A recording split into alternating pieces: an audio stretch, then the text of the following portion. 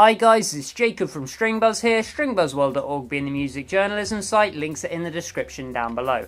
And we have a brand new discursive type topic for you today, and that is why music criticism is so important in 2017. I'm going to refer to the original article as I usually do for these videos, so I hope you enjoy. Now this might come across a little biased as I am a music journalist myself and I do critique music myself as well, but I think music criticism is so important in the modern era. With more music at our fingertips than ever and a wealth of new music being brought to our front page every single day, it's important to wade through the rubbish and be vocal with our opinions. So here is why I think music criticism is so important in 2017. Starting with point number 1, there are easy routes to success. Now it's easier than ever to make a professional sounding track in the music industry. Although it costs a fortune to go to a studio and hire a producer in this day and age, it's also cheaper than ever to set up your own home studio and make music yourself. When you consider the sheer popularity of electronic music in the charts right now, there has never been a better time to set up something in your own home.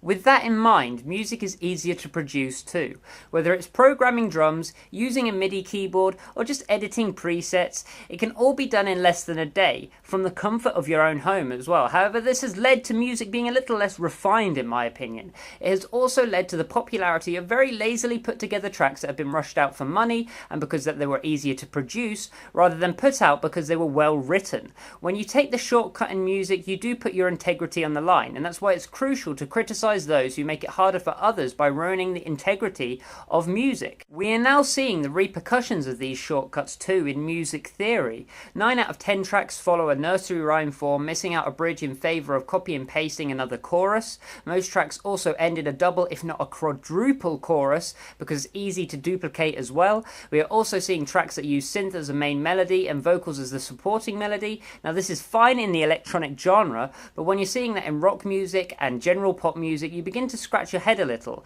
That's because it's easier to program something than making a singer take multiple attempts at knocking out the melody that you have written. This is why music criticism is so important, to acknowledge when something is done right and to acknowledge when something is simply just a product. Above all else, music is an art form, and when it's so obviously manipulated to be a product that people feel silly to even have an opinion on it, that's when critique has to step in, to keep music artistic and to keep music professional. Point number 2 is censoring is at an all-time high. Now we're going through a bit of an epidemic at the moment where everything feels like it's being censored or it's slightly tampered with at the very least. This doesn't change when it comes to the music industry. It's controversial when a music critic thinks something is bad nowadays despite it being a totally understandable thought process. You either like something, don't mind something, or you genuinely dislike something. To say disliking music is controversial is stupid because it literally falls under 1/3 of those categories. So many magazines and sites like the NME, Kerrang, Metal Hammer and many more give censored ratings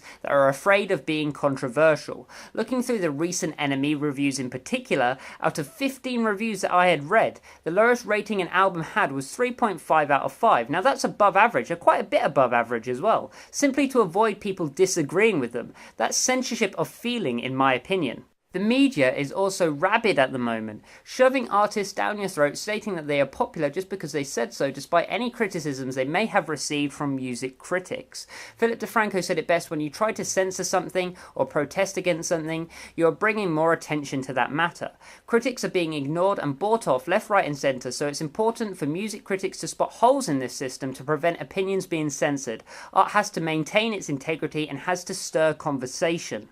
Point number 3 is music is subjective. Now music is made to aggravate feelings, provoke thoughts, create memories and to have fun with. People will connect with music more than others, and we all have different things which we value more than others in music as an art form. Music is perhaps the most diverse of the arts too, splitting opinions much more than say film or dance does. With that, people have opinions that agree with you and opinions that disagree with you. Being a young music journalist, I've had a lot of my opinions shut down quite fast. You should never shut down an opinion because not only are you censoring like I mentioned earlier, but you're also disallowing a chance to debate. That means instead of changing my opinion, you're going to make it even more poignant.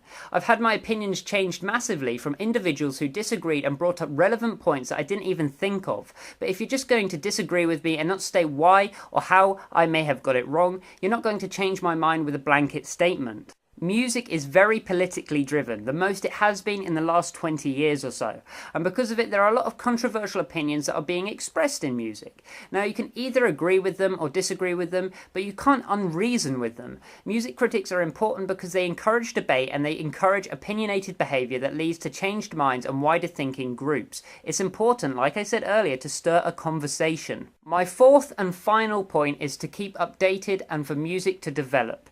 As I mentioned earlier, there is a massive amount of music that is being produced every single day. It is impossible to keep up with every single track, but music critics will at least expose to you what they think is the best music around at the moment. Not just that, but music criticism is also important for progression. How do you know something's bad unless you've been told it's bad, or whether you feel it's bad? As a musician myself, I listened much more to my criticism than I did my compliments, because that signified to me that potential followers were being misled and that they didn't enjoy what I was doing. That's why it's important to be constructive with your criticism and vocal with it too. Music will only get better if you make it better, and that means standing up for what is good and denouncing what is bad.